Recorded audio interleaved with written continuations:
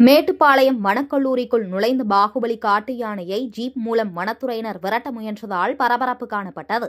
கோவை மாவட்டம் மேட்டுப்பாளையத்தில் உள்ள அரசு வனக்கல்லூரியில் நேற்றிரவு பாகுபலி என்றழைக்கப்படும் ஒற்றை ஆண் காட்டு யானை புகுந்தது.